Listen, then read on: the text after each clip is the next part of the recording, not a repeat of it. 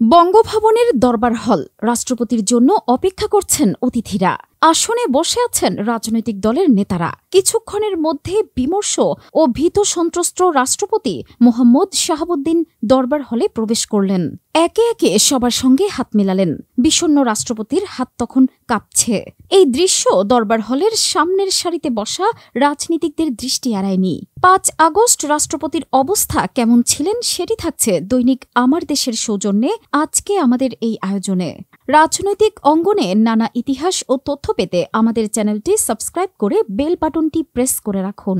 ৫ August Sheikh হাসিনার পলায়নের পর বঙ্গভবনের দরবার হলে মাগরিবের নামাজের পর রাজনৈতিক নেতারা ও ৩ বাহিনীর প্রধানের সঙ্গে বৈঠক হয় রাষ্ট্রপতির। এর আগে ক্যান্টনমেন্টে রাজনৈতিক নেতাদের সঙ্গে কথা বলেন সেনাপ্রধান জেনারেল ওয়াকারুজ্জামান। সেদিন বঙ্গভবনে কি ঘটেছিল? উপস্থিত ছিলেন বিপ্লবী ওয়ার্কার্স পার্টির সাধারণ সম্পাদক সাইফুল হক। তিনি সে সময়কার পরিস্থিতি তুলে ধরে আমার দেশকে বলেন, প্রেসিডেন্ট এসে সবার সঙ্গে হাত মেলালেন, নাগরিক ঐক্যের মাহমুদুর মান্নাকে জড়িয়ে ধরেন, এরপর আমাকে সাইফুল ভাই বলে জড়িয়ে ধরেন। যদিও তার সঙ্গে আগে কখনো দেখা হয়নি, সে সময় তিনি অস্থির ছিলেন, কাঁপছিলেন। বঙ্গভবনে জামায়াতে ইসলামের আমিরের সঙ্গে উপস্থিত ছিলেন ইসলামী ছাত্র শিবিরের সাবেক নেতা শেখ মোহাম্মদ মাসুদ। সেই সন্ধ্যার পরিস্থিতি তুলে ধরে তিনি জানান, রাষ্ট্রপতি যখন সামনে বসা জাতীয় নেতাদের সঙ্গে হাত মেলাচ্ছিলেন তখন তিনি ছিলেন খুবই বিমর্ষ। তার সঙ্গে হাত মেলানোর সময় তিনি কাঁপছিলেন। তিনি ছিলেন ভীত ও সন্ত্রস্ত। বঙ্গভবনে উপস্থিত ছিলেন বিএনপি চেয়ারপারসনের নিরাপত্তা বিষয়ক উপদেষ্টা মেজর জেনারেল অবসরপ্রাপ্ত ফজলে এলাহি আকবর। তিনি বলেন, রাষ্ট্রপতি ছিলেন বিমর্ষ ও হতাশ।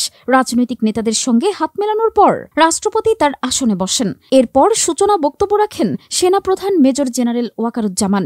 তিনি জানান, প্রধানমন্ত্রী পদত্যাগ করে দেশ ছেড়ে চলে গেছেন। দেশে বিশৃঙ্খলা অবস্থা তৈরি হয়েছে। সেনাপ্রধান জানান, আমরা জাতীয় নেতাদের নিয়ে ক্যান্টনমেন্টে বসেছিলাম। এই পরিস্থিতিতে আমরা আলোচনা করেছি একটি অন্তর্বর্তী সরকার গঠন করার বিষয়ে। দেশের বর্তমান পরিস্থিতিতে রাজনৈতিক দলগুলো এগিয়ে আসায় তিনি ধন্যবাদ জানান। তিনি বলেন, পরিস্থিতি সামাল দেওয়া দরকার। এখন একটি অন্তর্বর্তী সরকার গঠিত হওয়া প্রয়োজন। সেনাপ্রধানের বক্তব্যের পর বিএনপি মহাসচিব মির্জা ফখরুল ইসলাম আলমগীর বলেন, সরকার গঠন একটি গুরুত্বপূর্ণ ঘটনা। তবে দেশের বর্তমান পরিস্থিতিতে খালেদা জিয়ার মুক্তির বিষয়টি অগ্রাধিকারে রাখতে হবে, কারণ তাকে অন্যায়ভাবে আটকে রাখা হয়েছে। বিদেশে চিকিৎসা নেওয়ার সুযোগ দেওয়া হয়নি। বর্তমান অবস্থায় বেগম খালেদা জিয়াকে নির্বাহী আদেশে মুক্তি দেওয়া হলে মানুষের মধ্যে স্বস্তি ফিরে আসবে। মির্জা ফখরুল ইসলাম আলমগীরের বক্তব্য সমর্থন করে জামাত ইসলামের আমির সহ অন্য নেতারা বক্তব্য দেন।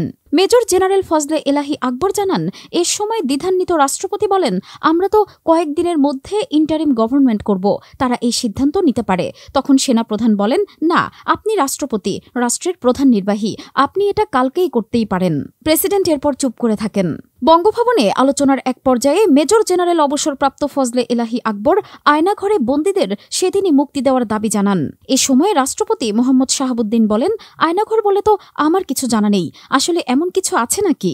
সে সময়কার ঘটনা তুলে ধরে মেজর জেনারেল ফজলে এলাহি আকবর বলেন, তিনি বঙ্গভবনে থাকা অবস্থায় জানতে পারেন গুম ও আটক থাকা ব্যক্তিদের স্বজনরা ডিজিএফআই অফিসের সামনে জড়ো হয়েছেন। তাদের সঙ্গে যোগ দিয়েছেন অবসরপ্রাপ্ত কিছু সেনা অফিসার। বিষয়টি জানার পর রাষ্ট্রপতির সামনে তুলে ধরেন।